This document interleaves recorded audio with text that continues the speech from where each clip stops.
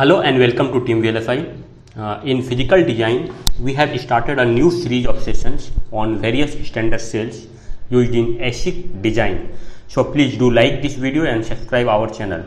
Our channel is youtube.com/teamvlsi, or you can directly search Team VLSI on YouTube.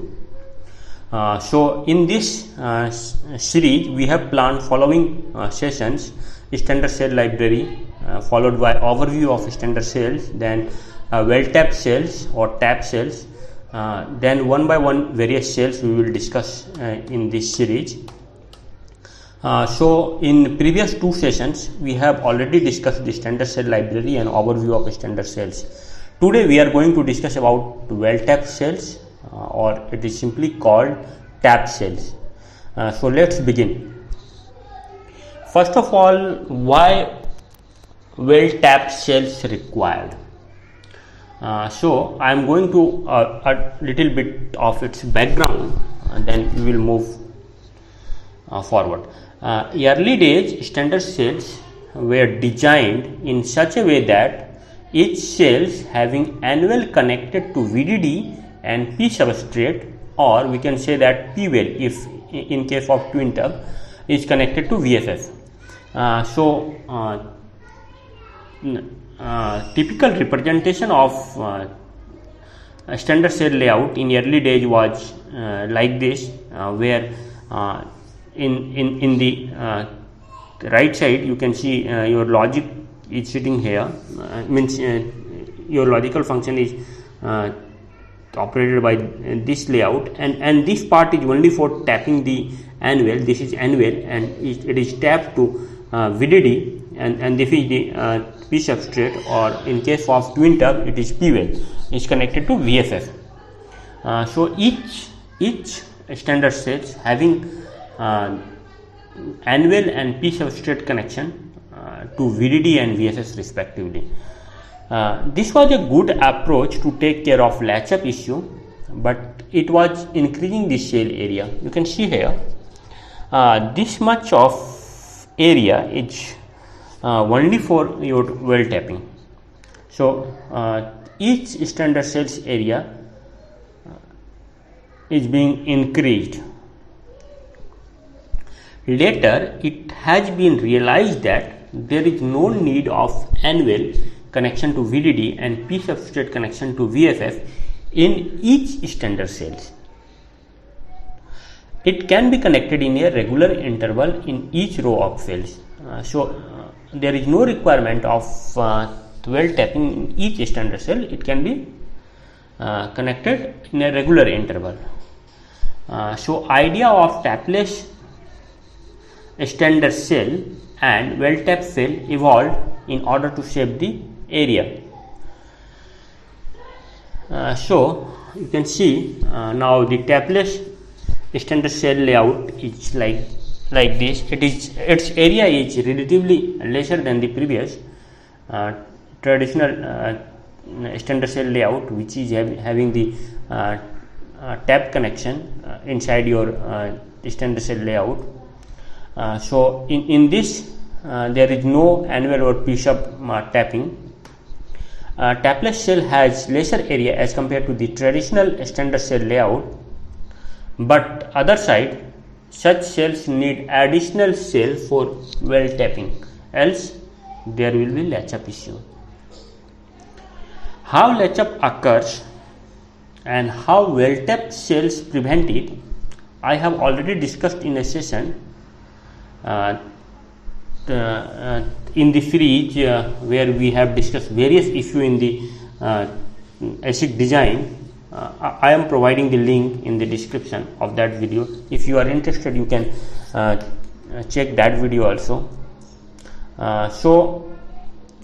Here I am not going to discuss how latch up started and how well tapped cells prevent it. Already discussed in that video. You can check that. So in tapless standard cell library we need well tapped cells to prevent the latch up issue. Okay. So what is well tapped cells? Well tapped cells layout typically can be represented as this, where you can Basically find that this area is anvil and this is your P substrate, and anvil is connected to VDD through N diffusion and contact through the metal, and this P substrate is connected to your VFF through the P diffusion here through the contact and the metal. So well tapped cells are having only two connections. Number one is anvil to VDD, you can see here through N diffusion and contact, and second is P substrate to VFF through P diffusion. This area is P diffusion and the contact. You can see here there is no input and output pin in well tapped cells, so there is no logical function of this cell.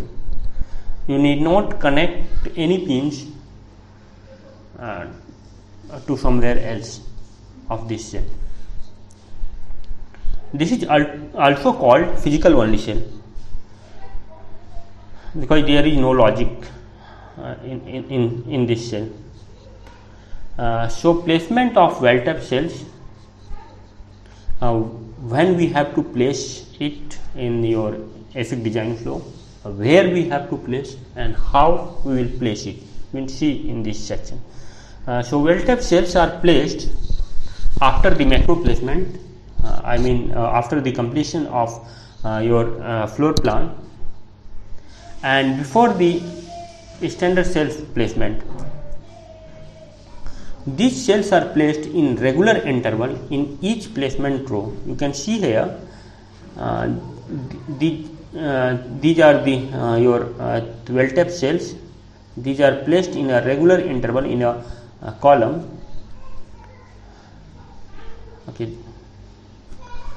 So maximum distance between two tapped cells is fixed and follow the technology DRC. So starting from one tapped cells in a row to the next tapped cells in same row is called the distance between the tapped cells. It is fixed for a technology and it is mentioned in your technology DRC.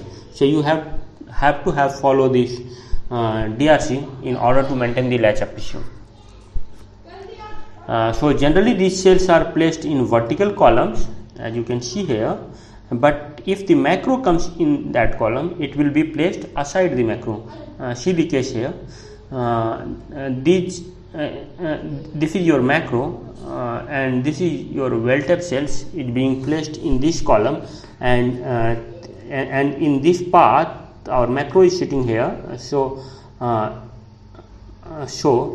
this row will be shifted here, and this column will be shifted here instead of placing in this area, because here is your macro. If macro comes in between the path of your well tapped cell placement, then it will be your well tapped cell will be moved either left or right side of the left and right side of your macro. Okay. So you can see here, this is your tapless cell, and your well tapped cell will come and sit along aside of this tapless cell, and after coming off some standard cell again will repeat this well tapped cell. So single well tapped cell will serve as a tapping for many of the standard cells. So all the tapped cells are placed together using the tool command. You need to specify name of the tapped cell and the gap between two cells in a row and the pattern in your command. A typical command to place the tapped cells in ICC tool is as follow. You can see here, this is the command. So command is add tapped cell array, then switch is ignore soft blockage, true. Then master cells name, you have to provide the tapped cells name here, and then the distance between two tapped cells, that is tap pitch. You have to provide the distance between the tapped cells. and if you see the command in the Innovos tool, then the command is add weld tab for adding the weld tab cells. So you can type the man and add weld tab. You will get all the options of adding the weld tab cells.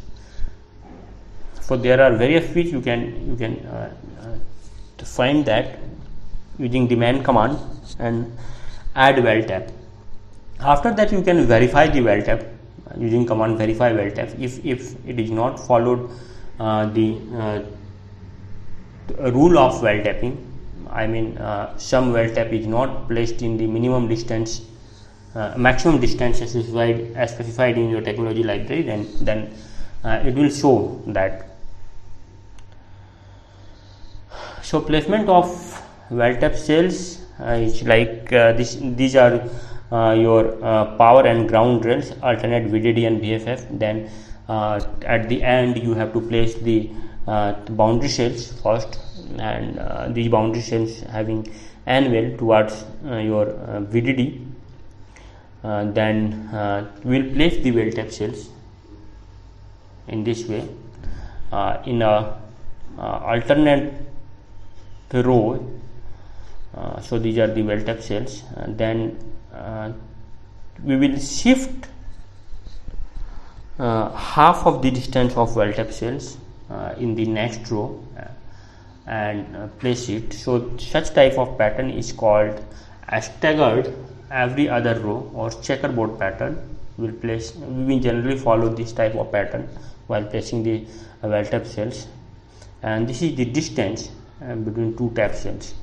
We have to follow this distance. You can place the weld tabs less than this distance, but if you are not placing the weld tabs in this maximum distance, you will get the latch up issue.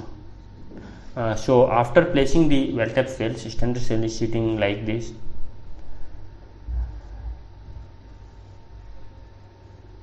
So anvil is matching, and in these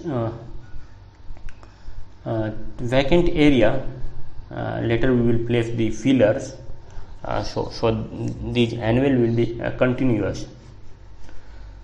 Okay, thank you for watching this session. Please do like this video and subscribe our channel.